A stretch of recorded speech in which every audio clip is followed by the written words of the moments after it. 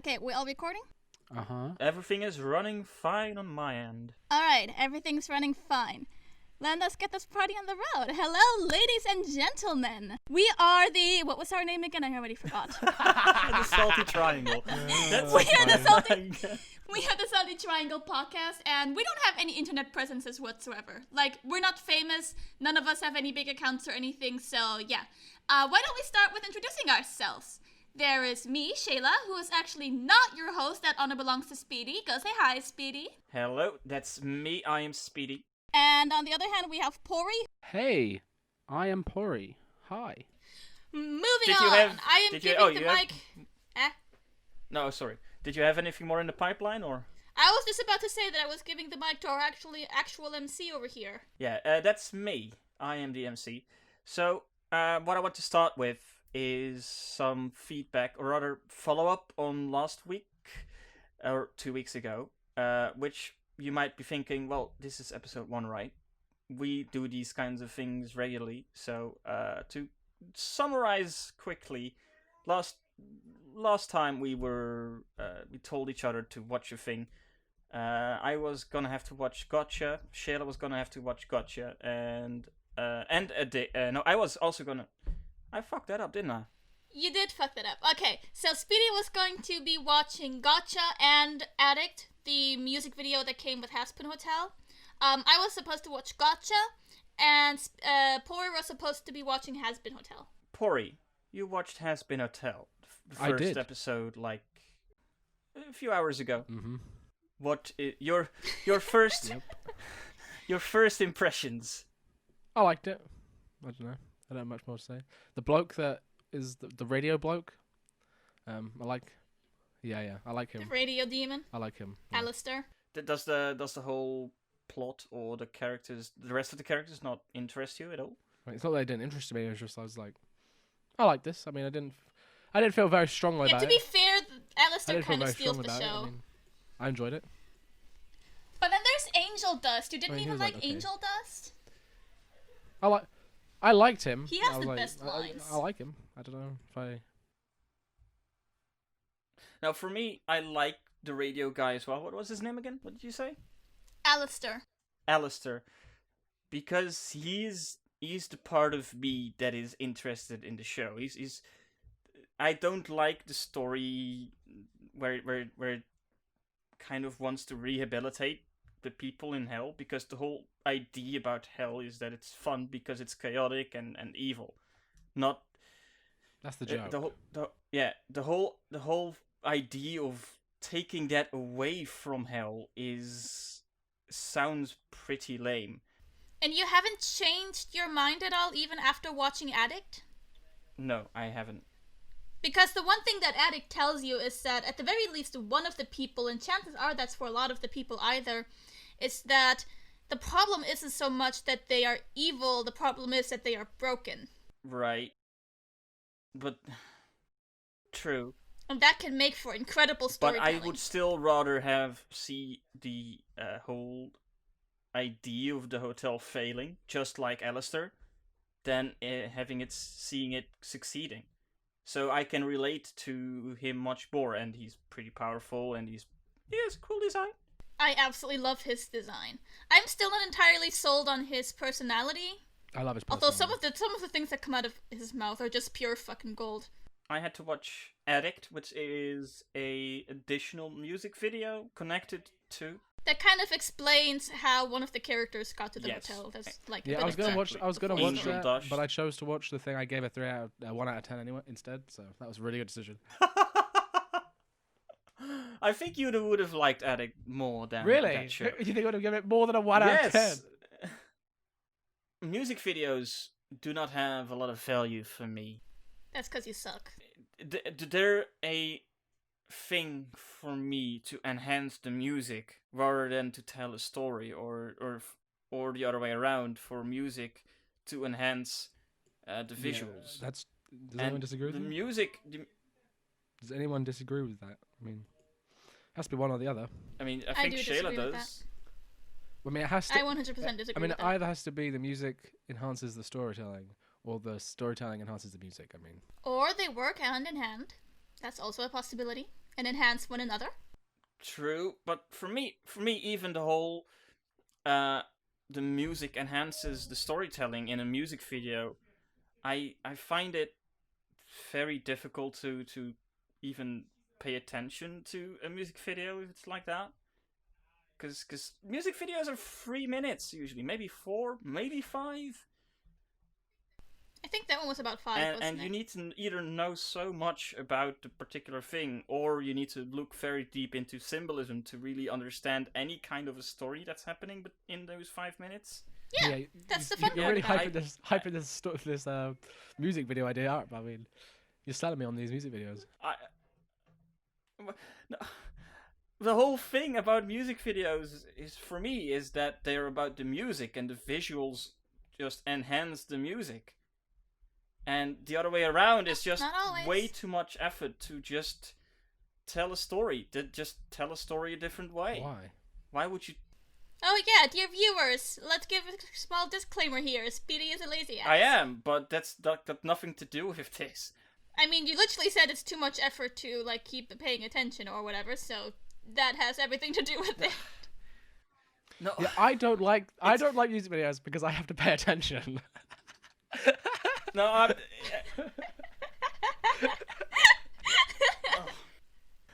Music videos are not. They're The music standard videos. of the salty triangle. Music is in front of the video. Exactly. It's not called video music. Yeah, so? So? Yeah, no, that's not a good point, is it? That's not at all a good I was point, like, no. oh, I got him! Gotcha. I do not want to spend 15 minutes on trying to figure out a 5-minute video. Why not? Why would anyone want to do that? Why would you want to do that? Why would That you sounds want to- amazing. That sounds really fun. Because it's fun. Is it? What is Yep. so fun about it? The process of figuring things out. The going back to rewatching and being like, oh, okay, so this is this is that, this is this. There's a certain feeling of, what's it called? Satisfaction? Yeah, of satisfaction to it. There's the learn factor to it. You know, everything that you learn and take away from that one analysis that you did, you can take to other analyses. And then there's also just the, you know, how do I put this? Yeah, there's just a certain satisfaction to it. It's fun. You know, it's fun learning things. It's fun seeing these things. It's fun having that aha moment. A satisfaction of having figured out what the music video is about. Well, the process itself is also kind of fun, but yeah. And then in the meantime, you get to watch a music video that's like nice to look at and has a good song in it. So it's a puzzle. It's basically a puzzle in a music video. Yeah, it's like But instead of exactly. It's like doing a puzzle. You get to like do something fun at the same time instead of having to like, you know, do a tedious task. You get to do something fun that is watch the video itself. And there's always a kind of, I don't know if catharsis is the right word, but there's like a really cool feeling that comes with, you know, when you've seen something 2 or 3 times and, or even more often, and like, then at one point it finally clicked and it was like, oh, wait a second, there's this thing in there that I've never actually noticed, and then it changes your whole view of what you've been watching. I'm not entirely certain what that feeling is called, but that is a feeling Right. that I enjoy. It is a good feeling. A eureka moment? Not really a eureka moment, because you haven't been searching for it, you just kind of understood it at some point. It's like an epiphany. Yeah, that's a good point to put. That's a good way to put it. No, I like simple puzzles, but like a Rubik's Cube is already too much for me. I don't want to spend time. Yeah, but imagine if while you're doing lazy. a Rubik's Cube, while doing a Rubik's Cube, it was like fun Yeah, but in the meantime. some puzzles. Because like the problem with a music Rubik's Cube is that you have to like, it's like not that fun to just move colors around on a cube, but you know, watching a music it video, totally watching is. basically anything that you have to Yeah, analyze. like some puzzles for me are fun in and of itself, but figuring out the symbolism I don't within know a about that. music video it's too much work. Okay, let's put it this way. Technically, I could give anything in the music video symbolism and say I'm right. Well, yeah, you could, absolutely. Yeah, that's the whole point of an interpretation, Speedy. That's what an interpretation is. But yeah, let me just put it this way. One of the things, the reason why I like it is because I enjoy using my head. There you have it. True, I agree with that. I don't have a head, so I guess that's why. Well, that sucks. Okay, enough about music videos, or at least enough about Addict. Yeah. Gotcha. Pory, do you have any questions for us for Gotcha? Did you like it? was okay. It's a bit better than okay. It was very pretty. That's true. I have a question.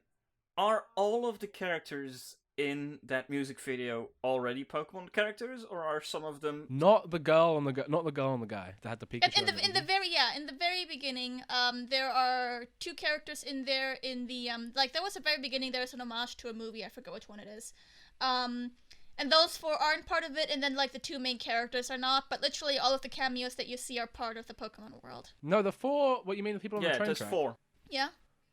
Yeah, I think that was a reference to like a Pokemon Go ad. That was not a reference to a Pokemon Go ad. That was a reference Or to a maybe movie. the Pokemon Go ad. It's literally the remake. The Pokemon Go ad might also be a reference to a movie. That's true. Yeah. Or that, because it's literally like the exact same. It's shot for shot the exact same of that movie. I just forget which one it is. I'll tell you if I remember. Because there is a Pokemon Go ad where they're like on the train track and they're holding the stick and then they're playing Pokemon Go all I don't remember that, but like that's the only part that I understood, where they are on those tracks, and I think there's a bunch of nostalgia involved where it goes through all the different kinds of Pokemon things. I'm not a huge Pokemon fan, so a lot of this went over my head. But it did feature a lot of characters from the games, right? There was no connection to the long-running anime. True? Nope. Yep, true. I mean, yeah. So what do you like about God Shedding? Because when you first watched it, when you first talked to us about it, was like, oh, this is amazing. This is the best thing ever. It's definitely because I am conditioned to be happy. It's like, when you put like a piece of meat in front of a dog, the dog will salivate. If you put a Pokemon in front of me, I'm gonna salivate. It doesn't matter what it is. I've been classically conditioned to be happy when there's a Pokemon in my face. They could have just played Ash Ketchum running for 3 minutes on screen, and it would have gotten the same reaction. Yeah, Ash kind of sucks. Ash is kind of stinky. It was the reference per second that was like, this is the stuff. Because there were a lot of references in there, weren't there? Exactly. Yeah. Yep. It tried to trigger every bit of nostalgia it could in the shortest period of time, and yeah, it's very euphoric. And it looked very nice, and it moved very nice. And it looked really, really, really, really good. It looked so good. And the song wasn't bad. Yeah, I'm not the biggest fan That's of true. Bump of Chicken. I love Bump of Chicken. Hello World is great.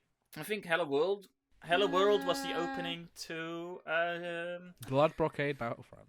Yeah, that one. I was searching for the Japanese name of the anime. I felt like it went a little over my head because I didn't understand most or any of the references. I recognized some of the designs. And what was the story? Was there a story in there, or was it just references? A little bit, yeah, but mostly it was more nostalgia than story. So why bother with the story then? Because like there's a guy in the girl. Well, I'm hopeful that that is them saying that they are introducing these two characters in some form of mixed media release, and I will be spending my money on it. But if they just leave those characters for that music video and never do anything with them, I'll be very sad. Did they just drop this music video out of nowhere? It was before the announcement for the DLC for Sword and Shield. Maybe they'll be in a new game. That'd be cool. Maybe there'll be some kind of mascot-y type characters. That'd be cool. I don't know. I hope they do something with them because their character designs are nice. Yeah, but like at the moment, the whole time I was watching this video, and sometimes I saw these characters pop up. I was like, "What's the relevance? Am I missing a story here?" Yeah, they have a Pikachu and an Eevee, but they aren't in Let's Go Pikachu. Yeah, but I think, and that's also just because Pikachu and Eevee are like the most popular Pokemon. Yeah, that's probably true. Are they?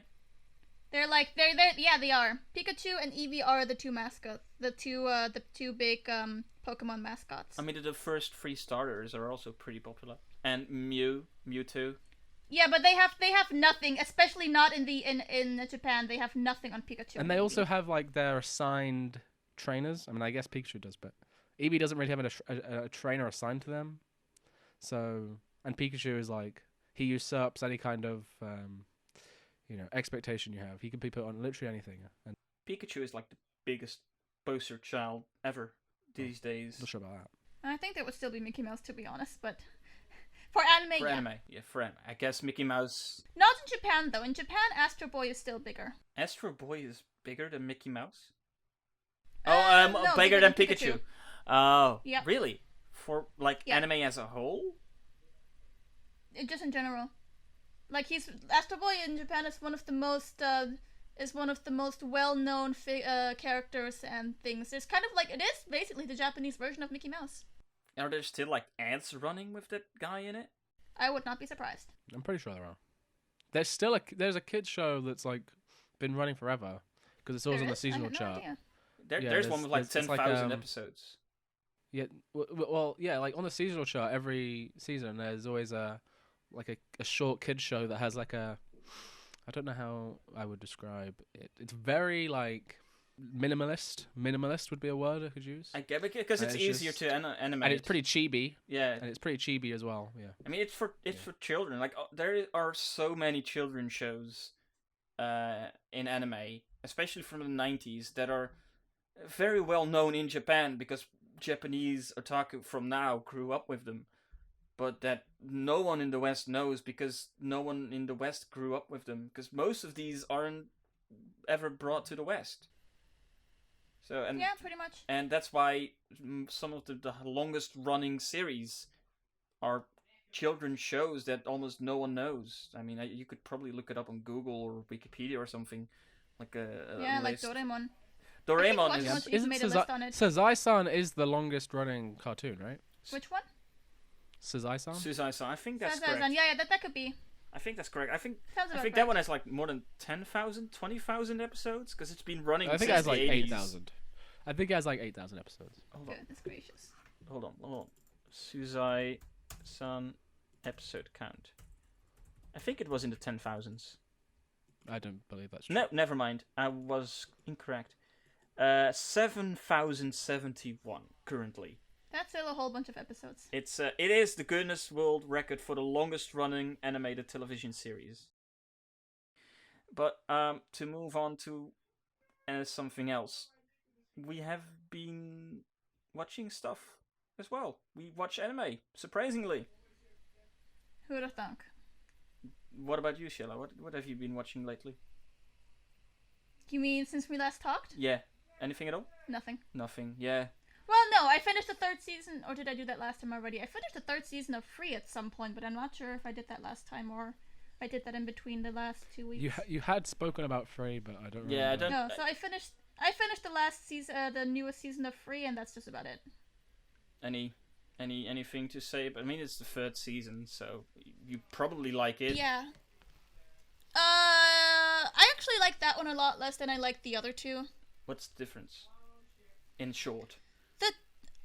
The difference is like the conflict feels very rehashed from season 1, and season 1 did it better because, there weren't as many characters, so it could actually, and not as many, conflicts that build up over time, so it could actually center on the main conflict. But for someone who hasn't watched Free at all, do you think it's worth watching? Because, most people would know what Free is. It's a swimming anime with pretty boys. It's fun. I mean, yeah. Okay, so in 2013, way back when, there was this anime that ripped through the community for being the first ever anime with fan service for girls, and shit went crazy. That's a lie. But it was the first one that did so blatantly, that's true. That's true. But yeah, the anime community just went crazy because, a whole bunch of men took this as, a personal offense for some way or another. It's like, oh my god, no, they're gay, and oh my god, no, it's just for girls, and oh my god, no, this and that and whatnot. I'm like, fuck you guys. Anyways, here's the thing, though, yeah, it's a swimming anime, so you get to see lots of, muscles, if you're into that, I don't know. Mm-hmm. But aside from that, the first episode, or maybe the first 2 episodes, are very heavy on, the fan service, just because, camera angles and suggestion are a thing. But after that, it just completely calms down, and it basically turns into your typical, very fluffy, feel-good KyoAni show, just with boys instead of girls. So if you like KyoAni, you're going to love Free. I'm not the biggest KyoAni fan, but I did like Free because, it was more than just fluff, because it had an actual storyline, it had characters with a goal, it had a very serious conflict, well, emotionally serious, and, since it's a sports anime, it definitely has drive. That's a recommendation, I hear. That's a recommendation. Now over to Pory, because you've been watching the new seasonals. This is what season is this? The fall 2020. Fall 2020. Yes. So 2 weeks ago, we've dubbed the previous season, summer 2020, as the worst ever. Is this better? Yes. I wouldn't say it's very consistent, but it's not. Nothing blows me away as like a show that is going to be. There's no Azoka in this season. Let's put it that way. Right. There's nothing that's going to be. Yeah. There's nothing that's going to be remembered. Probably. Well, Jujutsu Kaisen might be remembered, but not as a masterpiece. I think it's going to be remembered because it looks good and it's a shonen adaptation. I think the offer for My Hero Academia said that Jujutsu Kaisen was going to be the next the show bearer, no, the flag bearer of the new generation of shonen anime. I think I've heard a few people say that this is like the big shonen, but I mean maybe that's true. I'm not sure that I believe them, but it feels very samey. But I think that's true. I mean, I guess that's shonen for you. I mean, it could be. It wouldn't surprise me, but I wouldn't say it's like set in stone that it's going to be the shonen to be the gateway shonen that like Naruto is or anything. Mm-hmm. Is there anything else that caught your eye? Nothing else? Nothing that caught my eye. This is like a lot of sevens. A lot of sevens. Because how do you decide what to continue and what to instantly drop? Is it just a feeling? So I'll watch shows that I think are worthwhile to watch, which sounds obvious. Right. But there has to be something about it that is unique or interesting, or that could develop into something that's interesting, because obviously it's only like 1 or 2 episodes. So even shows that I might not like I'll try to find an example. Shows that I might not like but have like an idea that's cool. I might keep watching, like the show about there's an Isekai about a kid who farms slimes. Oh right, I've been farming slime for 3,000 years or something. I don't think that's actually what it's called. I think that's next season. Oh, I think that's next. Which is bizarre. By the grace of gods. Yeah. So in this show, he's like a professional wrestler or a boxer or something, and he dies and he gets reincarnated as an 8-year-old. Reborn genre, kind of. Not quite. Not quite, but close. Yeah. Well, he just takes the body of an 8-year-old. Oh. And he lives in the forest and he experiments on slimes and he feeds them all kinds of wacky stuff to see what will happen to their bodies. And then a nearby kingdom, they have a bloke that's wounded and he's dying in the forest. And then the kid takes his magic slimes and cures him. And then this kingdom is like worried because there's this kid with an army of magic slimes that can do all, can heal and they can poison and they can, build houses. So they're really worried about what's going on with this kid, because kids are not supposed to be this powerful, but he is a child, so they treat him like a child, But he's not a child. He's not a child, exactly. Yeah, I see. Well, he actually acts like a child, which is a bit weird, because, but, he... but I guess he's, like, hiding that he's not a child, so maybe makes sense, I suppose. Okay. I mean, it could end up being that it's just this kid with his slimes and he's like beating up on demons and then it's like boring, or it could be he's entering this kingdom and he's solving all their problems with his magic slimes, which would be pretty cool. So I don't know yet. Gotta watch more. It could develop into something that I Was Reborn as a Slime did, where it actually took the concept where it took the concept and kind of made it kind of political, because it is developing a whole kingdom of its own at one point. That did turn interesting. I've heard By the Grace of Gods be described as an Iyashike, which is a healing anime. It is pretty... Yeah, it's very chill, I would agree. I'm not sold. But then again, it's an Isekai, and anything that is like... Well, yeah, I'm looking at I'm not sold on very easily. I'm looking at the promotional image, and there's 4 women around the kid, so maybe that's not a good sign. No, it's not. That generally means harm. Well, it doesn't have harm as a tag, or does it? No, it doesn't. Yet. Yeah, that's true. I'm trying to think what else is. I like the sports climbing girls. That's really good. If you're a cute girl show fan, I think that's the cute girl show to watch.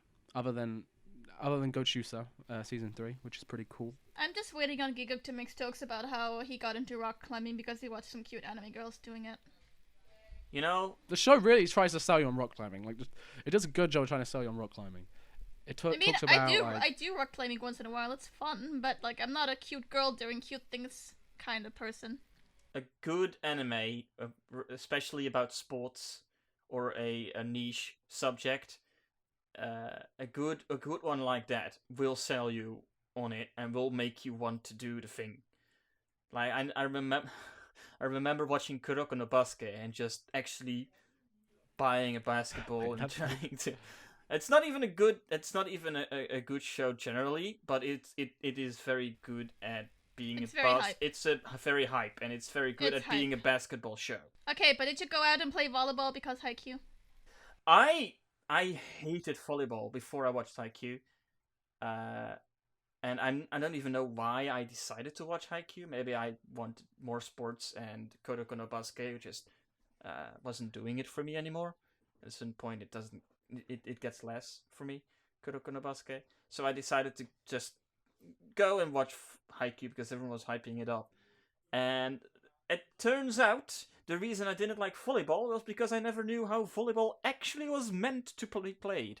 So that kind of turned me around on what volleyball is. I kind of like volleyball now, but volleyball is kind of difficult to just play on your own with two people. You have to have two teams to even be able to practice. I mean, four people is fine, you know. Beach volleyball is generally only played with 4 people, 2 on each side. Yeah, volleyball isn't really big in the Netherlands, especially in my circles. I don't think I could gather 4 people on a casual Saturday to just play volleyball with me, and you can't just casually practice volleyball on your own. Unlike basketball, where you can just throw a ball in a hoop and hope that you're doing it better than last day. So, but it did make me want to do volleyball, kind of. But it's the same thing with like the boxing anime, the OG. How's it called? Hajime no Ippo. Oh, Hajime no Ippo. Hajime no Ippo. I guess. What did you say? Ashita no Joe. Yeah, that's the actual OG boxing show. Yeah, you're right. No, I watched Hajime no Ippo, and it did really make you want to actually go and do the boxing. And the moment you do the punches, that you notice you're not doing it quite the same way they do in the show, because it's a show, and the kid grows at a fast rate. Yeah, sports climbing. That's the way sports climbing girls sells the sport. It's like, it's not just climbing a wall. You've got to position your body in a specific way to center your gravity and to rest your arms, and then you have to do all these techniques to navigate the puzzles. Essentially, that's the way they sell it. It's like a big puzzle, but that you do with your body instead of doing on a table. Do they also sell the sore muscles that come with it the day after? Oh well, sort of. The main character, lost in the recent episode because she hadn't got upper body training enough, but I don't know if that's the same thing. She got tired out too easily. No, that's not what I meant. Yeah. Like if you've ever gone rock climbing or bouldering or something, like that didn't happen to me just because I'm fairly well trained. But many of my friends, when they went bouldering for the first time, or parkouring for the first time, or rock climbing for the first time, one of the things they always say is that like all of the muscles in their lower arms are basically useless. Like they can't even open a door anymore. That is literally how it happens, and everybody who does something like this for the first time will tell you the exact same story. I can understand, yeah, because you use so many muscles that you usually don't use. And most of them are in the lower arms and in the back. Yeah, and because you use them so extensively, all of a sudden, the next day is gonna be hell, and the next days possibly because of the pain. But here's the thing: like sports anime never work on me because I like moving, I like doing sports, and outside of soccer, there's not really any sport that I dislike. And whenever somebody's like, "Hey, let's go do this sport," or "Hey, let's go do that sport," I'm like the first one who's on board. I'm gonna say hell yeah. So the entire, anime hyping me up to want to do a sports thing never really works because I want to do all sports all the time anyways. So your neutral state is hyped for sports, so they can't. Okay, Exactly. Because I mean, the whole reason that people get hyped about sports that that previously they weren't hyped about is because they didn't really know what the sport was actually about. I agree So if someone already understands the sports, they don't really need a show to tell them how it works and why it's hype, because someone already knows why it's hype. Though, I guess, for example, with Yuru Camp, that doesn't really make sense, because I know what camping is like. I hate camping, but Yuru Camp definitely made me want to go camping. So that's the power of anime, I guess. I mean, maybe you've never really gone camping in a fun way, because camping can be really fun. I mean, it looked fun when the girls did it, but when I did it, it was It just hurt my back cold. and it was cold. Yeah, exactly. Yeah. You guys I suck. froze to death. No, I went camping once. The Well, milk you have froze. literally, if you Overnight. have like the correct, bags, if you have like there are certain types of thermal sleeping bags. It can literally be like minus 15 degrees Celsius outside, and it'll still be nice and cozy and warm. You probably just didn't have the correct equipment. Right, well, you didn't need to flex. I mean, that's a bit mean. Some people don't want to spend much money on equipment. I mean, I was just lucky enough that my dad loves to camp, so we have all of that equipment at home. That's why I know about it. And we went camping a lot up until he got his hips replaced. After that, that kind of stopped. But until then, we would go camping, like, if not every summer, every second summer. Hell, I've been, like, when I was in the Scouts, we went camping in teepees. It was fun. Camping is fun. I was also in the Scouts, and I can say for a fact that camping was not fun. I mean, maybe the German Scouts camp a lot more fun than the British Scouts. Or maybe y'all just don't know how to have fun. When we did like water-related activities, that was pretty fun, but you don't need a camp to do that. Kayaking is super fun, and making rafts is super fun. I love kayaking. Even when the guy gets on That is also fun. Even when the guy gets on the raft and kicks the piece of wood that was holding the raft together so that you all fall in the lake, that was really fun. Yeah, I mean, water stuff is fun. Camping is not fun. I find camping fun. Yeah, you guys don't know how to have fun. My version of fun is very different from yours. Your version of fun is stay at home and do nothing. Yes, That is not fun. That's boring.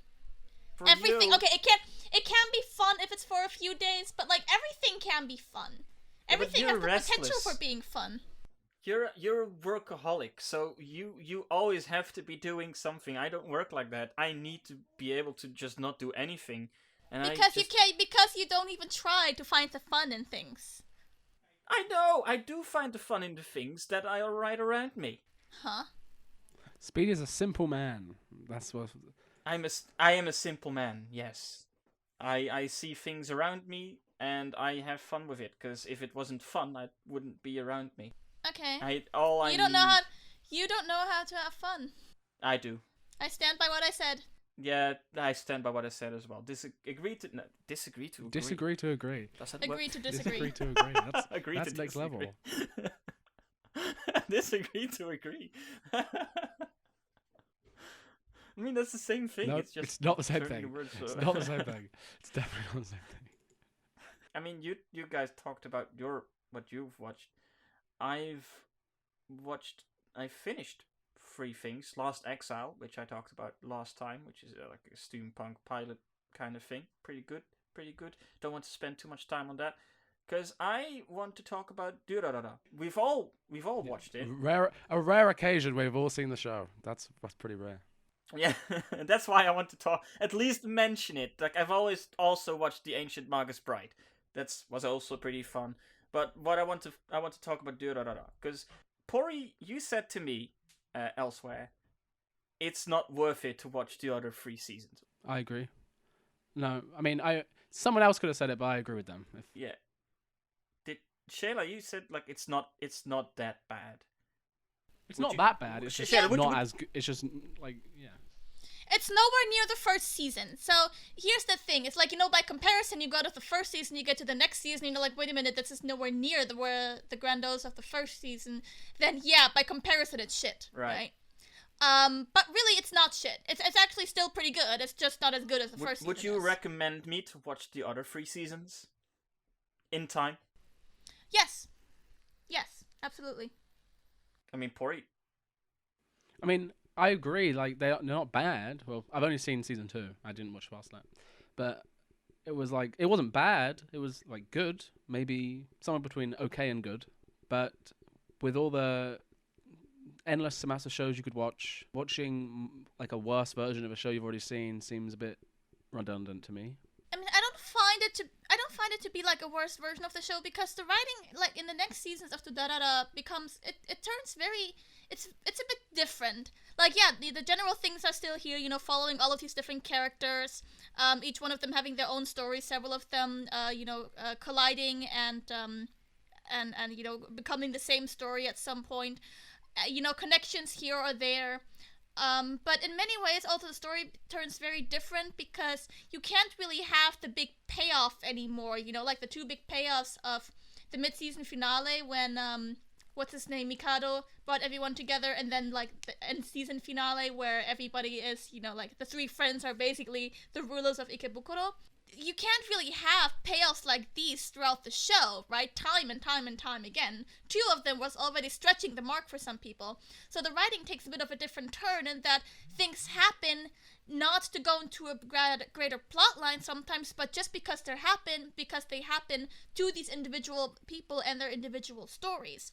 And I think that's one of the things that most people don't like about the show anymore, because, the first season has all of these grandiose plot points all coming together, and then the seasons after that are like, yeah, no, fuck that. Let's just focus on the characters being characters. Right. The best part of season 1, and it was working towards revealing the surface level secrets, the secrets that were teased at the very start of the series.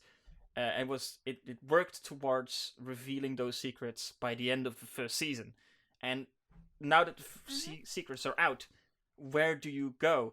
And if I think back about what the thing that the first season didn't reveal, it's the plot point about Salty's head, that she still doesn't have it, and how it exactly. Well, that's one of them, but there are actually quite a few plot points that were still to be solved at the end of season 1. That's just the one big one. I mean, that's the big one. That's the things that I can think about right away and remember.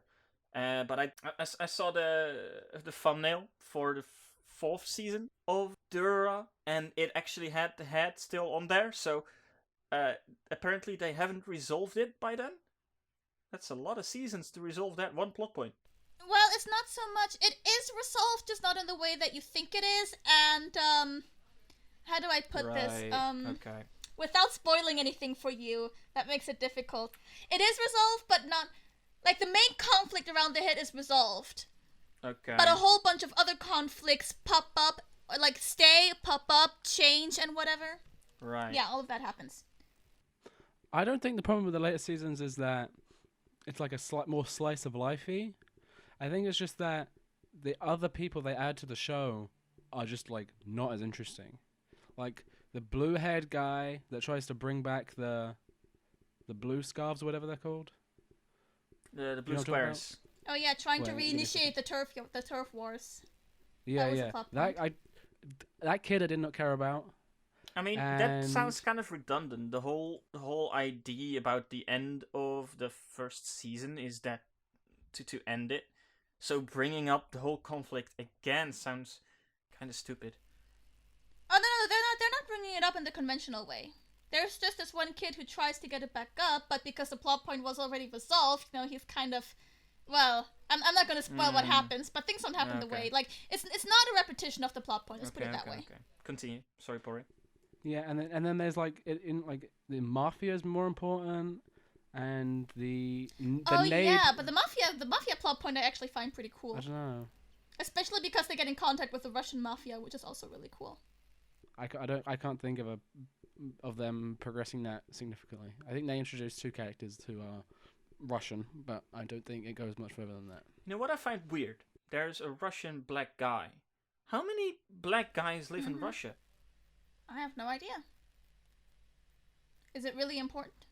I mean, not really. But there's a lot more. Here's the thing. There's a lot to Simon. Simon in himself is a plot point, and anything that I would tell you from here on out about him would be spoilers. Oh, and the other thing I didn't like about season 2 is that Isaiah is not in it as much, and he was the reason I was like excited to watch more of the show. I love Isaiah is so. Yeah, but he comes back. There are seasons where he's in there a lot, seasons where he's in there not so much. I think in the last season he's like the main character. When I started season 1, I really liked Isaiah and Shizuo, but especially Isaiah. But at the very I end, love Shizuo too. I have that the other way around. I like both characters, but Shizuo more than Isaiah. Shizuo is best boy, okay?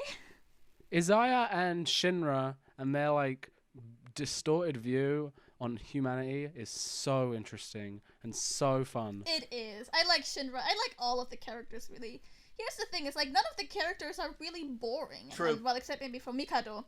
Yeah. He's like he loses most of his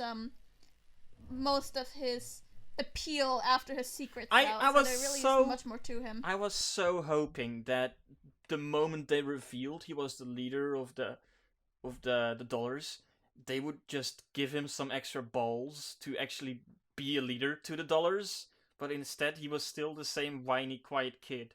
And I feel like that didn't do the reveal service. In season 2, he starts to not be, and it gets a bit cringe. I'll put it that way. He goes through an emo phase. Let's put it that way. But that's not how you want to. What I mean, the good way to develop it is to just have him a very confident leader, not emo. He just becomes a very like confident way. mildly psychotic. Well, he never wanted to be the leader. doesn't- Yeah, he never wanted to be the leader of the dollars in the first place. He was just their founder. What I would have liked is if he would have learned to use that network to kind of counter Isaiah in how strong he is as an information broker or as somebody who is capable of manipulating just because he has access to all the information in the city. But that doesn't happen either, so.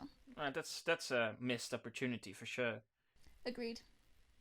So to move on, because we actually had a topic planned, right? We had something planned for this podcast besides talking about the anime that we've just watched, which is Isekai. Do you guys like Isekai as a genre, or is it more boring to you? I don't feel like I like X genre. I just like shows that are good. Are there any shows within the genre that you like? Let's put it like that way. Log Horizon, No Game No Life, Escaflowne, Devil's a Part-Timer. Isn't Devil is a part-time reverse Yeah. Isekai? Yeah, Does that count? I mean, I think it counts. It kinda kinda doesn't. name. In my, I did some data thing. I didn't count reverse isekai, because there is a big difference in reverse isekai compared to isekai. The whole world building and the whole character creation. I guess that's true. Is very, very different. It requires a lot more skill to pull off a reverse isekai compared to pulling off a successful isekai. I think they're relatively similar in the amount of skill it would take to do it. No. Well, with how many bad isekai there are, clearly it's not very easy to make a good isekai. I mean, we're not talking. Well, it's about creating a successful isekai.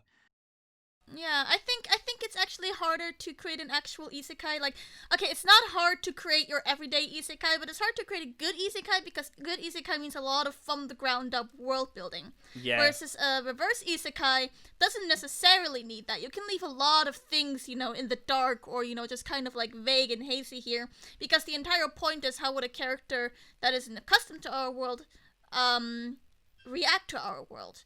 And that's where the draw is too. Whereas, the draw in an isekai world would be the new, unfamiliar world, the world-building part. So, personally speaking, I think in most cases, isekai is harder to do, but most of the isekai that come out are not harder to do because they literally just copy-paste from one another. Right. But the world building in isekai is much more easy because you're the one, as a writer, you are the one that decides how things work. Magic. You can just bullshit your way through it. World building is fucking hard. I know, okay? I know, but that's for fantasy. Apparently, Isekai is a especially in fantasy. Isekai, It's shocking, I know, but they're apparently you don't need strong world building to make it work. Well, to make There it are sell, so I don't know many- about make it work. To make it sell, to make it sell. Let's put it like that. To make it popular. Yeah, that's literally what I just said, is that, most, that is how it should be done, but most isekai don't do that because they just copy-paste from one another, so, yeah. And that's why and if people buy it, I mean, I don't blame them. I mean, it's easier, and it takes less time, and it takes less resources, so can't fucking... Yeah, it just shows how shit tastes, how people have shit taste. But the difference here is that in reverse isekai, you can't just make shit up, because everyone lives in the world that the characters are supposed to be transported to. So everyone knows the rules. So if you get something wrong, but then it's important that you're making it more you need to make it worthwhile that they are from a different world, because otherwise, why are they just not from Europe and they're kind of to Japan? There needs to be something meaningful about them being from another world, and how that your commentary on society through that, which is maybe not just immediately apparent. Whereas in an isekai. Yeah, in most reverse isekai, the people from the fantasy world are dropped into everyday situations, things that we know and experience every day. So there isn't really that much research to be done here. It's not you absolutely can put them in, I don't know, the position of an editor or something, in which case, yes, absolutely, you have to do research about how editing works. But, you don't have to. You have the freedom of saying, I'm just going to drop them into this random dude's house who goes to school in the Netherlands. You know how school in the Netherlands work. Yeah, but if I had to choose a school in the US, I had to do research, and any kind of mistake there is going to be glaring. Yes, but here's the point. You as the writer have the freedom to say, no, I don't want it in a school from the US because I don't know what schools are like in the US. I mean, I guess... I guess if I was a reverse isekai writer, I could do it in a school in the Netherlands, but that is so unrelatable to most of the world that it's a bad decision to actually do that. I don't think so. Because the world itself, there are things that are the same all over the world. Not only do people get to experience other cultures, but then also, you get to experience, plus on top of that, the isekai person, reacting to all of the things that we all know, like smartphones, or bikes, or cars, or streets. It just so happens that the settings is different. But I think when you're making a reverse isekai, the motivation is to say something about having no idea about human society and then putting them in human society. So so if it's an anime, it makes sense to put them in Japan, because you want as little abstraction from what's in the Earth, and you want it to be about what the difference is between Earth and a fantasy world. You don't want there to be something that, let's say the anime was set in the Netherlands. If there was something about the Netherlands that a Japanese audience member wouldn't understand, then they wouldn't see what the point is with the character reacting off of this event that happens in the Netherlands. But I mean, if I were to do something if I were to make a reverse isekai, it would just be a book or a web series. So it could still get its audience that knows what I'm talking about. That's true. But I think the big thing that reverse isekai can do well is I think you mentioned it as well, Pory, is giving a commentary on modern society. But I think regular isekai can do that as well. I think they're both able to do that. I mean, have any done that at all? Have any tried to? No game, no life. How? Explain. Well, okay, to be fair, that didn't happen in the anime, but I've read the light novels, and the light novels is a very heavy commentary on society as a whole. Yeah, the appeal for isekai, for the idea of escapism, is that it's about there are people who have a skill set, but that is completely it has no financial value, and so you feel useless in Earth, but then you go to an environment. I mean, to be fair, Sora in No Game No Life has been established at the very beginning to be actually very adept in the real world if he wants to. He has absolute perfect social skills. He can just about manipulate anyone. He knows how to play the parts that people want him to play. But when he met Shiro, he actively chose not to do so because he found a bona fide genius. And Shiro herself, being incapable of handling herself in the real world, is just as incapable of handling herself without Sora in the isekai world. So, there's that. I'd argue, though, that most isekai protagonists don't really have any skill sets whatsoever, and the moment they get transported, they just gain them automatically. The real problem is, isekai now, they're in the real world for about 10 seconds. And then they're in the isekai world. So, Right, true. like, the whole point of the isekai is that it's a member of our Earth in an environment that you would never be in.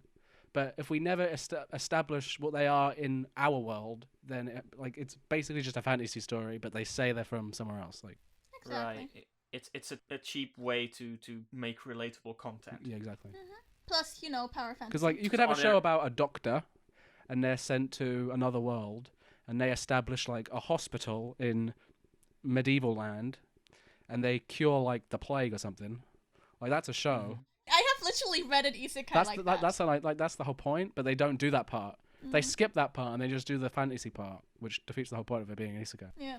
The one that I watched was about read was about a nurse, but same thing. Yeah. But yeah, this is actually what it is. That's exactly what happened. That's why I actually really like there's one called it's a web cartoon or a web novel. No, a web comic called Sincerely I Became a Duke's Maid or Tender Heart, depending on which translation you're looking at. I Became a Duke's Maid, and you literally know nothing about the main character except that she really likes this one book that she got transported into. And even like when she's there, you don't know shit about her or her life there. She's also kind of dumb, so there's that too. But you don't know anything about, okay, what skills does she has, what are her friends, what did she learn there, and she doesn't use any of it either. The only thing she really uses is her knowledge of the book. So her entire character and her entire skill set is formed in the actual story, in the isekai story, because that's just how little we know about her in the real world. You just described reincarnated as a villainess. That's literally the plot of that show, where she knows she's reincarnated as a villain in an isekai, and she has to use her knowledge of the game that she is in the villain of to avoid like the death flags so that she doesn't die. Yeah, I know. I've read it. It's probably the most stupid one of that one that I've read, but yeah. But yeah, no. The thing is that Sincerely I Became a Duke's Maid is a little bit different because there's literally nothing outside of her, her knowledge of the book. There is nothing at all that we know about her whatsoever. So she's basically just omniscient. Yeah, kind of. Not even that, because like at some point the events change a lot. So at that point, she's just another citizen of that world. That sounds very much against the point of an isekai. Yeah, it kind of is. Literally, the only reason why it is an isekai is so that that one girl isn't scared of, because the reason why she wants to go, like she wishes to go into that book because there's this one villain character that she really likes because he's super tragic and she really just wants to help him. So she gets isekai into the book. And because she knows what's going to happen to him, she helps him. And then once she manages to help him and the helping is successful, the events of the books completely change, and at that point she's just another character in the world, another person living in that world. So, do you like isekai then? Because you previously said I don't really like any isekai whatsoever. There are isekai that I like. Actually, here's the thing. I don't like the traditional isekai unless they're like really, really well made, like No Game No Life. That's the only one I can think of off the top of my head actually so far that I like. Konosuba is okay, I guess. Season 1 was kind of boring. Season 2 had a few good laughs. But what I really like actually is the otome isekai. Like reincarnated into a villainess. That's just the first of many, many, many of its kind. With as many manga and light novel as there are of that kind, I'm 100% certain that there are a whole bunch to come.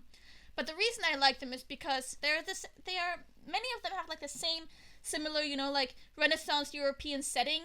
So I'm getting a little bit tired of the setting, and I wish they would just, do more fun things with that. But what I do like about it is that the female leads, each and every single one of them is different. There's one that is expressionless, but just loves to beat people. Like in her first chapter, she just beats down a whole room full of corrupt nobles. There is one who is all about money, and she'll go through any means to like get her hands on more money, and she'll use absolutely everything to sell and make money, which is also hilarious. There is one who loves to get bullied because she can use it as writing materials for the books and the novels that she writes. There are ones with, like characters that are super pretty. There are ones with characters that are little wallflowers. There are ones where the people are villainesses. There are ones where they're reincarnated as heroes. There are some where they're reincarnated as commoners. There are ones where the entire point is to not die. If we do some video editing, I'm sure we'll put up some titles on screen right now or earlier, so that you know which ones to read. I wasn't going to, but I can absolutely do that. Yeah, we can do that. We can make it easy for everyone. So there's been a lot of different ways to keep the isekai trope or formula fresh, so to speak. Do you think that's gonna continue? There have been a lot of isekai shows, more and more each season and each year. I would actually hope so, but not in the generic way. I would hope, because the isekai trope is super interesting, right? I just kind of want people to do some fun, interesting world building again, and have actual plot points as to why they're being isekai'd. Kind of like in InuYasha, where the entire reason why Kagome could be isekai was because she was the incarnated version of Kikyu, who is a very powerful priestess, and she could, skip in between time zones, just go back and forth and back and forth. So things like that. Like, I like the isekai genre. I just don't like what it's become in the last 10 or so years. And I hope that it continues and actually gets good again. I'm not so optimistic. I only think that there's gonna be a lot of clones, and there's gonna be a lot of anime cannibalism, and at a certain point it's just gonna fade out, the whole hype, and it's gonna die out. I mean, people literally said that like 5 years ago, and it hasn't yet. No, but it's gonna take a while longer.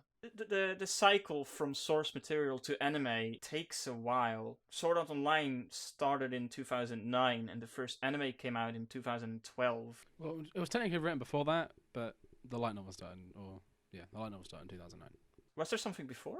He wrote a short story for a short story competition, but he couldn't finish it. He couldn't fit the story in enough words, so he just posted it online. And that was in like 2004, 2005, somewhere around there. I mean, have you guys ever actually read SAO? Nope. No. Don't do it. It's horribly written. Shocker. I've heard so. Dude doesn't know how to write. I don't even know how this thing became popular. It's funny. Like in 2000, shortly after SAO came out, maybe like a year, maybe 2 years. There, in an interview, he admitted he was like, yeah, there are some plot holes in Sword Art Online. And then he just continues to write that way. It's just very bizarre to me, but because it sells anyway, so it doesn't really matter in that kind of way. In all honesty, most light novels that I have read are badly written. Like, the only one I can think of that is actually well written or written in a good way, in some halfway competent way, is Boogie Pop Phantom, and that's it. Not even No Game No Life is written well. It intrigued me at first because it was so different from anything else I've read, but it's just so all over the place in its writing. Like, not like the actual words that are used and put. Or maybe it's just a translator's thing, but either way, it's not very good. I mean, the way I've seen or read some light novels, it's just very basic. It's almost, at least in translation, it's almost like written as if it was meant to be created for an anime. Because people don't know how to write. Simple as that. Yeah, or that. That's where it comes down to. Yeah, because the big lore on the light novel thing is that a lot of them are from I Want to Be a Writer or something like that. It's like a self-publishing website, and then it's like fan fiction, yeah. But fiction press. Like fiction press, yeah. And then the. But the difference is that you can actually find some decent shit in fiction press. Yeah, and then you just have these like masterminds at the light novel companies that are going through thousands of light novels every day to find the next big light novel to get into publication. I guess their standards are pretty low. I mean, they seem to be making money, so they must be doing something right. I guess they are making money from it. It's not really the skill of the writer that draws in the people, but more the general idea, and I guess the idea that escapism is always a good thing to write about or to have as a theme. But that's a thing, right? Sword Art Online was kind of the poster child of the modern isekai. The isekai, the modern isekai, yeah. Especially its popularity that it's gained in anime and light novels recently. in the past decade. So, like, why? Why only now? It was like 7 years ago. 9 years ago. Even before that, because the whole hype around Isekai originates from its source material. The anime hypes only ride the trends of the source material it's based on. There are some cases that's not true, but I think it might have something to do with like gaming getting bigger. True, but Isekai doesn't necessarily have to do anything to do with gaming. But SAO did. And in all honesty, like 90% of all isekai are based on video games. So. They have video game tropes. Like stats and magic systems and stuff. And designs and armors. Yeah, they've got, that's already in people's brain. You don't need to, you can just like skip all of that information because like everyone has that information, so you don't need to explain it to anybody. They say it's a fantasy world, but really they're just normal video game worlds. But why only around 2010 then? Because RPGs exist since the 90s or the 80s. Hack was popular. Yes, but again, that was around the time when the 7th generation consoles came out, and with the 7th generation consoles, that's when gaming culture really got a huge boom. And people grew up with that, and they grew up to eventually want to write stuff about it. Exactly. Yeah, and it's got the VR thing. And that would have been, like, the idea of VR would have been, circling around. So it painted a nice, this is the future of, you could be doing this too. Give it a decade, and this is what you're doing. It kind of was at the right place at the right time where, like, everyone wanted to be able to exist in a RPG, and then this was about existing in an RPG. So it just scratched the itch. Everyone wanted this kind of thing to be a thing, and someone wrote a story about it, and the first one kind of got it. Though it wasn't really the first one. There were which is really good. Log Horizon was came afterwards. after. It was adapted Yeah, after, but it was written before, I'm pretty sure. Yeah, but there's also Dot Hack Sign, which Yeah, is but Dot Hack is kind of bad. But it was very popular. But it's based on a And video it was game, popular. and the first video game was pretty popular. Yeah, that's true. But, overall it was still pretty bad. And in all honesty, like, SAO, as cringe as it is, hits all the right notes for gamers. There's that, and then also the first 5 episodes were, like, legit good. Do I agree with you? I'm not sure. What happens in the first 5 episodes? Oh, the first 5 episodes was... The first 3 episodes was the introduction, the entire... So first episode was, worlds get, like... You kind of get to know Kirito, as he ventures into the world of SAO, right? Like, they just kind of explore the first time in SAO, and then it ends with whatever the fuck his name is, the villain guy, being like, yeah, if you, like, you're stuck in the video game, and if you die here, you die in real life.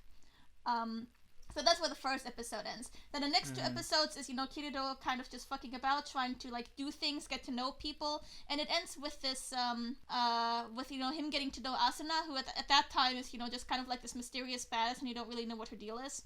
And, they form the first party together and take down, like, the first big boss, and they get into the dungeon. Right. That fight seems really bad. 5 episodes... Are those first 5 episodes just the episodes where he gets to know a new girl every single time? Every single episode? What's her name? Charlotte? No. No. That happens after. Silica? What happens after that is he gets in this little guild. He becomes part of the guild with this one blue-haired girl. That's like 2 episodes, or maybe even 3. And he kind of keeps his level a secret for God knows what reason. Because he really wants to be part of the guild, and he really wants to be friends. And like the little blue-haired girl is like super scared because they're getting closer and closer to the front lines, but she doesn't want to be there because she doesn't want to die. So they kind of form like this cute little bond. And then, at the end of the 5th or 6th episode or something, she dies. And then there's a whole episode dedicated to Kirito just kind of trying to get her back by getting this really rare item, but it only works like 10 seconds or so after they die. And so, like, the fact that up until then, you really feel the gravitas of everything happening, especially after a death, just a whole episode of Kirito grieving and trying everything in his power to, change reality and then ultimately failing. That I felt was really nice. So that's why I say the first 5 or maybe 6 episodes were kind of good. I don't really agree with you. Like, the scene with the big cloak is pretty silly. What was with the cloak? Yeah. Oh yeah, It's I mean, very it is silly. but it's But it's also very typical video game. Like, it's something that somebody who programs a video game would absolutely do. And like the scene where they fight the big pig on the whatever floor, that fight isn't good. Like, it's just a lot of lunging. And then the chick who dies, like, that's a good idea. You should kill someone. That's like the whole point. But I wouldn't have bet money that she survived. So it wasn't too surprising that she died. It was kind of obvious. And then I remember. Well, yeah, it is I do obvious, remember one but scene. The fact that they spent a whole episode just on Kirito grieving is what got me. And I'm like, oh, this isn't so bad. This is actually pretty good. Let's see where it goes. And then from there on out, it just went down the toilet. There was a scene where they're like a bunch of people are like hysterical, and this one bloke jumps off a balcony, and and like I think that scene's good on like paper, but the problem was like there's a bloke narrating it the whole time, like everyone's sad and they all commit suicide. Like, yeah, I can see that. You're like, I'm watching it right now. It happened. You don't have to tell me with like some. Yeah, agreed. Show, don't tell. It understood what its appeal was, but it was just too sloppy. I think that was the problem. Yeah, right. But it had a lot of like very strong things in there, including choreography, lighting, sound design. The sound design actually stays phenomenal throughout the entire show. I have no idea why that, of all things. And then the fact that Yuki Katsura is there in doing the music. Yes. I didn't know he because was. that I makes didn't know everything he was epic. Kirito himself was, like kind of interesting. At that time still, because it's because you don't know anything about him. You're like, okay, where is he going? Where is he going to develop it? And he doesn't. So there's that too. And then there's the fact that Asuna really intrigued me in the beginning because she's just this quiet, very mysterious girl who hides under a hood, doesn't really talk to anyone, barely talks at all. But then when it comes to actual combat, she knows jack shit about video games, but it's like really, really good at combat. So where does this come from? What's her story? What's her deal, right? And then she's just a generic tsundere who's good at fencing because she doesn't in real life, which doesn't make any sense whatsoever. Ruining Asuna was a bit ridiculous. Like, Asuna was the saving grace and like kicked her off a boat. In her second appearance, I'm like, no, you already ruined her. Like the part where they like, I'm tired of all this warring. We're just gonna live in the forest. Like, that's a nice idea. I like that idea, but they just didn't. Yeah, I agree. Like, it has good ideas. It just doesn't know. It doesn't know how to use its ideas, which is just like writer error, I suppose, like, or inexperience. Well, it doesn't help that the source material they work from is so much shit. Oh, and I think SAO is interesting because the way it's written, like all those mini arcs in between where they're like fighting the skull people and stuff like that. Mm-hmm. That's like a different book. The first book is just like the main moments, like the main boss fights. So I would have liked to have seen if the show adapted it that way. So it was like pretty fast paced, and then it was just like, dramatic event, like all back to back, and then it was like, here are some chill stories from us leveling up in the dungeon. Yeah, but the problem with that is that they literally just skipped 2 whole years there, and everybody's like, okay, but like what happened in those 2 years? Yeah, I think that's where everyone's like screaming around and they're jumping off the balcony. Yeah, but again, like after that, like, after once everything was settled, after we get to, like, the first boss fight, in between the orc fight and, like, imagine watching SAO and you go from the orc fight and then straight to the 2-year time skip. That was the book. Oh, that's pretty bad. Yeah. I have a question, by the way. 2 years in-game time or out-of-game time? Both. Or does it run parallel? It runs parallel. I cannot believe for one moment that 2 years long, no one in the actual real world was able to solve the problem of millions of people being locked up inside their mind, inside this device. Well, lots of people have tried. Here's, like, how they explained it is that a lot of people have tried, but basically the guy held them hostage and was like, the very moment that I find out that any of you guys try anything, I'm gonna kill someone. That's what happened. But as you said, it's bullshit. It's bullshit. I went back when it aired. I think I watched it about a year later, and then also Gun Gale Online pretty soon after, and I enjoyed it. And then I watched a lot of videos on it, and I realized it was bad. I was like, guess I can enjoy. I like the beginning of Gun Gale, just because it's like, oh my god, Kirito actually has personality, and then all of personality. When was that? Window again. When was that scene? I don't remember that scene. His personality was at the very beginning, he was just having fun, like being confused as a girl, and he was taking full advantage of it, and he had a lot of fun with it. Which, again, interesting because characterization, and then that plot point just flies out the window. It's like, oh, okay, he's back to being boring. But SEO is a shit show. A horse beaten to death Yeah. millions of times now. I don't think you could think of anything else new to say about it if you tried. Like, even if you tried to make something up, you could do it.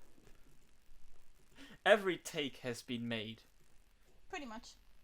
You could call it the best show ever, and there's probably 15,000. There's probably more people that agree with you than people who disagree with you.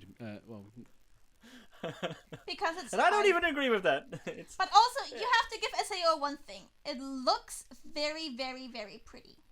Yeah, it's a good and it gateway drug. It sounds amazing. Again, the sound design is just on point. I don't understand why that is like the one thing about this show that tops just about everything else out there, including most real-life movies. But the sound design in SAO is an absolute masterclass of work. I cannot say I was cognizant, but I'll believe you. Yeah, I'll believe you. Just watch like one scene and just listen to maybe just the swords clashing. Every single clash has a different sound working with and according to the materials used and the edges and speed, velocity, and even angles used. It is gorgeous. The sound design is on a whole nother level. Is this just a A1 Pictures thing? It's A1 Pictures, right, that made that shit? Yeah, but no, it's just not an A1 Pictures thing. There's someone responsible for this godly yes, sound design. That's why Who is this person? I don't know, Probably, but that's probably why the sound designer. So confused by it. We can just look it up. SAO sound designer. The sound director is Iwanami Yoshikazu. I've never heard of the man. He has worked on, survey says. He did 11 Eyes. He did Megami-sama, never heard of it. 11 bunch Eyes of shows terrible. I've never heard Yeah, of. go on. Bunch of shows I've never heard of. He did Alice to Zoroku from a few years ago. He did Baccano. There you go. Baccano? He did Berserk, the original one, the 90s one. Okay. He did. Yeah, He that did. had pretty good down the sound design. I buy He did that. Erased. Erased that. I mean, I don't know about it. It's a good show. It's a good show. I like the show. Let's put it like He that. did some hentai. That's pretty cool. He did Dead Man Wonderland. He did Fate Stay Night. Wow, this guy's pretty stacked. Yeah. Well, a guy with lots of experience under his belt. That would explain. If someone's it. good at their job, I guess they'll do that well. explains. If they do good at their job when they're good at their job, I don't know. Experience breeds good people. I think the SEO is seen as like the first isekai show. It's not the first really... big isekai. Well, Yeah, the first big modern isekai, we should say. No, I don't. I think there's one before it. Zero no Tsukaima. I don't think that's like. an isekai. But I wouldn't call that like. It was kind of niche when. That's it not came like out. a gay. Like, yeah, that's not something that people Was are it like. though? You can't point to that as like, wow, this is where isekai fucking evolved and became. It's not where it evolved, but it is. I would say it's modern because it's 2005 2007, or is that not? What would you say is modern? It has the correct isekai tropes to be modern. Like, it's not old. But it's also yeah, but I wouldn't. How do I put this? It didn't quite make the waves that SAO did. True. And it's not as big as isekai these days. Like compared to how much attention the generic isekai gets these days, Zero no Tsukaima was kind of was not that well known by comparison. It was kind of more like a hidden show. It was more seen as a tsundere, a romance show, rather than an isekai show, I think. Yeah, harem more like it. Harem, yeah. Because isekai at the time didn't really exist yet. But again, like people paid very little attention to it by comparison. I mean, if you search the term on like Japanese Google, like on Google Trends, and then just Japanese, the Japanese term for isekai is just very steady. Even when Zero no Tsukaima is released, but the moment the light novel of the first volume of Sword Art Online is released, it jumps up, and it jumps up again when the anime finishes of SAO. Zero no Tsukaima just didn't make the waves. I was just wondering whether it technically is a modern show or whether it's somewhere between old and modern. It's like, I mean, by It just is 15 by years what old. actually happens, it absolutely belongs into the modern isekai Yeah, it's category. more modern than it is old. It's not Escaflowne or anything. Or InuYasha, or Alice in Wonderland, or whatever. yeah. Or Magic Knight Rayearth, that's another one. Yeah, that's Or Bleach. that's one of the earliest. Bleach? Bleach is technically speaking an isekai. No, I wouldn't say that. I don't think the Soul Society is in a different world. So what? se. Neither is the Edo era in InuYasha, and that one still counts as an isekai. I don't know if I don't. I mean, I don't think it has. I don't know if that counts as an isekai. I don't think Yeah, InuYasha don't is know an if I isekai. agree. That's like a time. It counts. That's a as an time isekai. traveling story. That's not the same thing. I mean, who is going to be deciding that? I don't think it has the tag on. I don't think it has. Not sure. I mean, I thought it might. I thought Isekai it is did. like another world. It's not. It's the same world, just in a different time. Well, what counts and doesn't count as another world can differentiate a lot depending on the person you ask for. So InuYasha has a person in a strange world, but not a Wow. isekai. They called. It's tag. literally So the same fucking thing. Apparently, it's different, and I've noticed this. There is also a tag on Anime Planet called "Trapped in a Video Game" that is also distinguished. Yeah, that's arbitrary. Which is That's hilarious. Like arbitrary. the one Doesn't the trapped in a strange world is so hilarious to me because isekai literally just means another world. Well, if your original world is strange, you have always been trapped in a strange world. If you think about it. Exactly. That's smart. No, I asked the people of Anime Planet why they make the distinction between trapped in a video game and isekai, and the whole thing is some have the both, but the ones that don't are where they know the video game beforehand, so technically it's not a new world, it's just another world. That's bullshit. Yeah, that's a differentiation without a difference. That's what that is. Exactly. Because let's be honest, the people going into another world absolutely knew the world beforehand because they knew all of the mechanics of the world beforehand. Because they're all gamers and they go into worlds that are basically video games, but in real life. That's true. Yeah. I mean, the amount of isekai now where they're like in by the grace by gods, God comes to him, or there's like several, but and he's like, they're like, okay, so you died, we're gonna send you over here, and he's like, oh, so it's like isekai, and that was the end of the conversation. Like that was the conversation. That was the end of the conversation. Didn't it happen in Shield Hero 2 I'm where pretty sure it did, something yeah. Yeah, happens and he's just like how very much like an isekai? Yeah, because the four of them, I dropped the show after this because I was like, this is the most ridiculous thing I've ever heard. So the four of them get teleported, and the king is like, so yeah, you got transported, and they're like, oh, it's an isekai. Not one of them is phased at all. Like none of them are scared. Like at least in like By the Grace by Gods, the guy died, and so if you die, I mean, you probably don't care that much about other stuff because you would be dead otherwise. But like they were taken from their lives, their everyday life, to fight in another world, and they weren't phased. They're like, oh, sure, why not? They happen to also all know the tropes. They're all gamers. Probably. Yeah. It's always or usually a high school student because it's relatable. I guess the better ones are usually the ones where they aren't. Like, well, I Yojo think Senki, it's for really example. important for an isekai for there to be a good period where we see them in the real world, because we need to understand. Yeah, and not as a flashback. We need to understand Yeah. like their values and their skill set, so when they're in the other world, they can apply it, and it's like that is the most important But part. that would just be the reason why they can't do that, because then everybody would see that they're actually a real loser. And that, them being baddest in the anime world doesn't make sense. Yeah, Or in the game that world. destroys the whole escapism. Well, in part. like Slime, the bloke's he is a salaryman, and I mean, I guess you could say salarymen are losers. I mean, you can say that if you want. But and like he saves his mate from dying, so we already know he's like a good guy because he's older, so he thinks his co-worker should survive, so perfectly reasonable.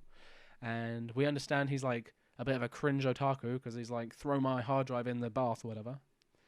Like that's all you need. We understand now. He's a good guy and he's a nerd. We got it in 2 sentences. We don't need more, and that's all. All it takes is that one. A bit more would be nice. Yeah, I mean, yeah, but like just that one scene alone, we already learned so much more than by them just going like they get sent in the first 5 seconds, and then they're like, oh, it's an isekai, so I'll just do isekai stuff and I'll be fine.